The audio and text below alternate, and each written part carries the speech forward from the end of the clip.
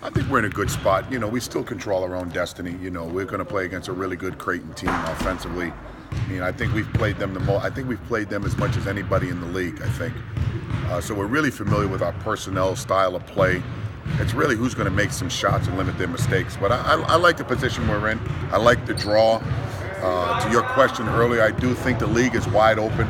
We've all beat each other. The only team we haven't beaten has been Seton Hall. So we're going down there with some good, with some good positive vibes right now. Physically, in a pretty good space. Okay, Khalif's ankles tweaked a little bit. Kyron's hamstring a little bit, but everybody this time of the year is going to have an ache or pain, and they're going to have something wrong with them. You've been hopping on defense the last couple of weeks, and Creighton can score a lot of points. They like to get out in transition. They shoot the ball really well. Defense again, the big priority here. Transition defense, offensive execution, recognizing personnel, but really when you play against Creighton, it's all about their transition and taking away their threes. Yeah. You talked about the other day how St. John's length bothered you a little bit. Is it more? How much you talked about offensive execution going out to New York? And a lot of our practice today is predicated toward transition defense and offensive execution. This time of the year, it's all about execution and executing a game plan, screening hard, rebounding the first miss. You limit your mistakes, man. Is you lose and you go home. Why have the turnovers popped up in the last? I don't know. It hasn't been a problem. It hasn't been a problem all year. I got to do a better job, probably in our preparation, talking about limiting our mistakes. Some of them are coming on home run plays. You can't be Dave Kingman. You can't, bat 210 and hit 90 home runs. Wade Boggs. Nice recognition for Nate. How about Manny Ramirez? Oh, Manny Ramirez. He hits home runs too, man. A lot of them. When Kyron's playing at a high level intensity. Kyron's playing at a high level. I think we can beat anybody in the country. Unfortunately, that type of pressure's on him, but it is what it is. That's what he signed up for. When he plays well, we're a tough out. Yeah. For them not to be, for you, they were both second team All-League guys last year, not this year. Does that say something about your team or about the league? I said something about both. I do. I think it's a combination of both. You have to know when you're at the top of somebody's scouting report, people come at you differently. Last year they weren't at the top of the scouting report, and obviously with Emmett out there made a big difference as far as having a skilled 5-man that can pass, catch, and shoot at the same time. So our personnel changed. And everybody's attention to detail was on those guys all the time. So I think it's a combination of both. Nice recognition for Nate. A great recognition for Nate.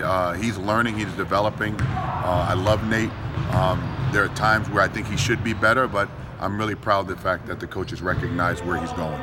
You've always had the most improved player in the league for a number of years now. You kind of think Alfers deserves that award this year? He was right there with it, but there's a lot of deserving. The one who should have won, is the kid Crumple that was at Creighton. He had, but when you look at the kid Baldwin last year, goes from 8 points to 16 points. I think he's had a great year. DiVincenzo. Great year. So there's a lot of deserving players out there that. But do you think he's in that category? He should be. He definitely should be. Because he affects the whole game, not just offensively, defensively, rebounding, assists. He's a jack of all trades guy. Going into the Big East tournament, do you already feel like you're an NCAA tournament team, or do you feel like there's still work to be done? I'm always optimistic. I think we're a tournament team. I think we've had some tough losses, but we had some great wins. I still think we're the only team in the conference to beat both Nova and Xavier. I don't know if the team has beaten both. So where are we supposed to be at? If we go down there and win, there's no question we'll be in the tournament. Kind of off the beat question. You guys take the train down when you go to New York. Just the thought process going into that. How much is that stress-free? We like the train. We've been doing it probably 3-4 years. We don't want to get caught on that cross Bronx. We don't want to get caught in that traffic. So the train is always good. The seats are a little bit bigger for our guys. They can walk around. And it's good camaraderie. It's a good life lesson for our young men. Do you play cards well?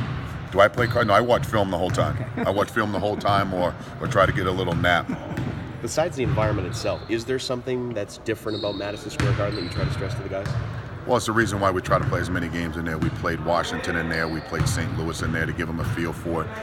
Just the camaraderie around New York City, and it's the place where the Big East has always played is Madison Square Garden. So it's something that we love. It's fun to play in there. It's fun to coach in there, and it's probably great for you guys to cover games in there. It's a great place.